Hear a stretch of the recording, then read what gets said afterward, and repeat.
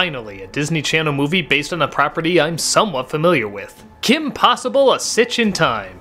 I was just around the age where I wasn't really watching kids' cartoons that much. I was around late high school or early college. But when I saw people like John DiMaggio, Nicole Sullivan, and Ricardo Montalban were attached, I said, maybe I should check this out. And of the few Kim Possible shows I saw, I found myself actually enjoying it. But then again, that was a long time ago. Is it possible years later, now that I'm older, I find that Kim Possible isn't as funny as I remember it? Well, I'm glad to say no. It's not only funny, it's even funnier. This is an incredibly funny, character-driven, energized, and just downright fun film. Kim Possible, voiced by Christy Carlson Romano, man, she did a lot for the Disney Channel, didn't she? Is bummed out because her sidekick and dude in distress, Ron Stoppable, God, how can you not love these names, is moving to Norway. He still insists that he can show up to help with the missions, but being so far away, he's constantly showing up late. That of course doesn't help when a good chunk of Kim Possible's worst villains band together and say, hey, we're gonna take over the world with time travel. They use this ancient monkey statue that has magic to travel through time, and yeah, that's kind of it. I'll be very honest, this is not a very story-based movie. It's pretty much just the idea that the bad guys from the show can travel through time, the heroes can follow, and just all the strange and weird things that come from it. They try to go back to Kim Possible in kindergarten, where they just make fun of her. They then go to her high school, where they try to make fun of her some more. One of the villains steals it for her own and decides to use it to her own advantage, all while Ron's naked mole rat with the voice of Michael Dorn comes from the future to warn them of the dangers. Yeah, it's pretty crazy. It's made very obvious early on that the focus of this movie is not going to be telling an emotional or gripping story, it's just having an excuse to put a bunch of funny scenes and jokes together.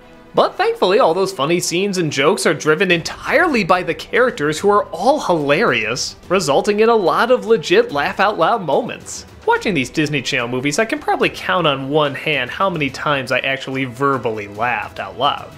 With this one though, it entered the double digits. This is funny writing. Done by funny actors, some random actors in fact. Michael Clark Duncan is in this, Kelly Ripa, Dakota Fanning, Vivica A. Fox, the list of oddness goes on. But they're all great and they know how to make this already funny writing be even funnier. This is the kind of comedy that makes me laugh the most, the satire of superhero, secret agent stuff, but also while making fun of the flaws, throwing in some reality, but also throwing in some surreality that makes it just so crazy and zany. I could listen to the villains in this movie bicker forever. I love the alliance of convenience. I love that they all legitimately don't get along, but they have to in order for their evil plans to work, and even then they're always trying to backstab one another. Just listen to them argue about putting the monkey statue in its place. It's hilarious. Rock beats paper. Hey, you daft man. Paper beats rock. Oh, come now. How can flimsy paper possibly beat the raw density of stone? The action is also a lot of fun. There's something about the way it's animated that's really energized, and you kind of feel every punch, every swing, every dodge. It's kind of like the dialogue where everything is just so quick and so fast you almost don't have time to catch up to it. And because of that, they try a lot of various jokes. Some work, some don't, but the ones that don't work are quickly forgotten and replaced by the ones that do work. It's just so fast and well edited, it doesn't give you a time to remember when there was a bad joke. Now, while most of the people watching this are probably aware of the show, some might be asking, do I have to be aware of the show or know anything about it in order to watch the movie? For the most part, no. It helps if you know, but you can quickly catch on to what it's about. The characters are so well defined and so funny that you ease up to them very quickly. And like I said, the movie is not really focused on any kind of drama or story-driven turmoil, which I guess in some respects could be a turnoff to some people.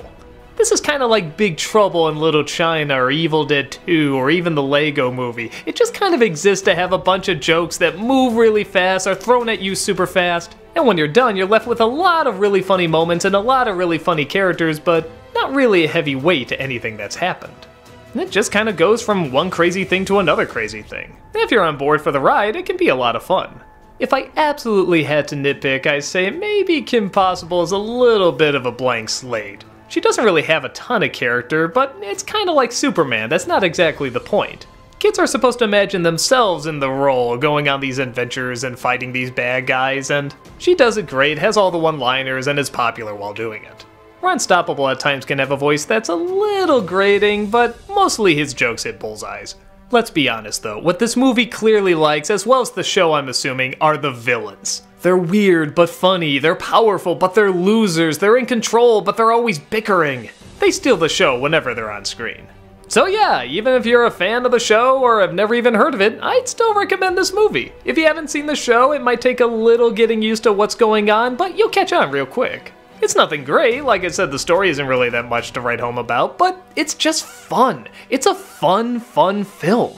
I found out recently it's the same people that did the Buzz Lightyear show and movie, and you know what? That was really funny too. I actually really want to look into these shows. I don't know if they're on DVD or if I have to watch them another way, but I say it's worth it. I say there's a lot of talented people behind this. They're creative, they're humorous, they have memorable characters. This is certainly a mission you definitely want to accept.